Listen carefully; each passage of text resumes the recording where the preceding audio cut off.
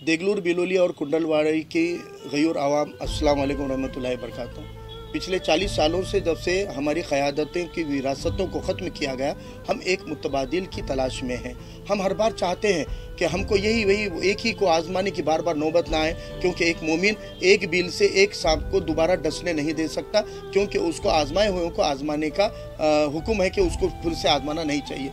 हम 40 साल से फिर से एक मुतबादिल की तलाश लगातार कर रहे हैं, लेकिन हर बार हम कहीं ना कहीं चूकते हैं, कहीं ना कहीं कम पड़ते हैं। इसलिए हमको घसी पिटी उसी तर्ज के ऊपर, उसी परंपरा को, उसी रिवाज को आगे बढ़ाना पड़ रहा था। लेकिन अब एक मौका आया है, ये सुनहरा मौका है। अब यह सुनहरा मौका आने वाली मुस्तकबिल की सियासत को एक नई दिशा दे सकता है, एक नया डायरेक्शन दे सकता है। इसलिए मैं आपसे अदबन अपील करता हूँ कि 40 साल में हम कह रहे थे कि कोई अच्छा कैंडिडेट नहीं आता, तो देखो यहाँ पर वंचित ने एक अच्छा कैंडिडेट दिया है, जो न सिर्फ तालीम याफ्ता MBBS MD है, बल्कि एक मूवमेंट से जुड़ा हुआ है, जो समाजी जिंदगी से जुड़ा हुआ है, जो लोगों की जान बचाने, लोगों के मसले मसाइलों में दौड़ कर आने का दम रखता है। और ये पार्टी ने एक अच्छे कैंडिडेट को तो दिया ही है, लेकिन हम कहते हैं उनका प्रचार नहीं दिख रहा है। लेकिन आपने देखा होगा कि पूरी तरह से पूरी यंत्रणा को ताकतवर बनाकर दिगर पार्टियों के, सरमायादार पार्टियों के मुकाबिल में कहीं पर भी कैंपेनिंग में कभी ये पार्टी कम नहीं रही है, कभी वंचित की कैंपेनिंग कम नहीं पड़ी है। पब्लिक मीटिंग, आम जलसों के अंदर भी आपने देखा कि आम जलसों में भी वंचित बहुजन आघाड़ी के जलसों में अवाम ने जितनी कसीर तादाद में शिरकत की,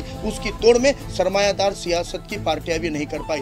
तो सरमायादार पार्टियों ने, कांग्रेस BJP उतना क्वालिफाइड कैंडिडेट नहीं दे पाई जितना क्वालिफाइड कैंडिडेट वंचित ने दिया है। कांग्रेस और BJP उतनी स्ट्रॉन्ग कैंपेनिंग नहीं कर पाई जितनी स्ट्रॉन्ग कैंपेनिंग वंचित बहुजन आघाड़ी ने किया है। कांग्रेस BJP उतनी अपनी सभाओं में लोगों को शामिल नहीं कर पाई जितनी कसीर तादाद में वंचित बहुजन आघाड़ी ने किया है। हर तर्ज के ऊपर, आपके हर आजमाइश के ऊपर वंचित बहुजन आघाड़ी आला ठहरी है, एक नंबर ठहरी है। इसलिए मेरी अपील है कि एक मुतबादिल का मौका है, एक विकल्प का मौका है, वरना जो ईमानदार आवाज़ें आपके लिए उठती है, उन आवाज़ों की तासीर खत्म हो जाएगी अगर उसको अपने ही भाइयों का साथ नहीं मिलेगा। तो हमारी आवाज़ों की तासीर को ख़त्म मत होने दीजिए। मुझे यकीन है मेरे कौम के, मेरे मिलत के, मेरे दीन के मुसलमानों पर, नौजवानों पर, कि इंशाल्लाह वो बड़ी ताकत और कसीर ताकत के साथ इस मुतबादिल को चुनेंगे, एक ऑप्शन को चुनेंगे और सरमायादार सियासत को उसकी जगह बताएंगे। अगर एक डर जो फैलाते हैं, भ्रम फैलाते हैं कि इसको वंचित कोट करोगे तो BJP आएगी, वंचित कोट करेंगे शिवसेना का, अगर ये डर औरंगाबाद के अवाम ने मान लिया होता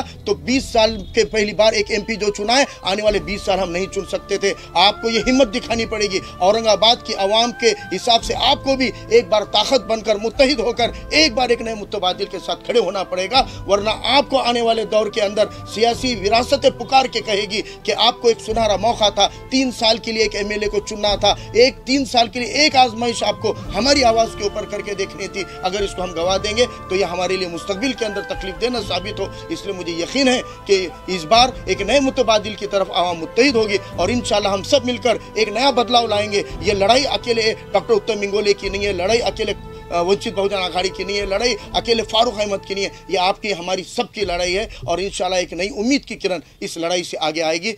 अल्लाह हाफिज़।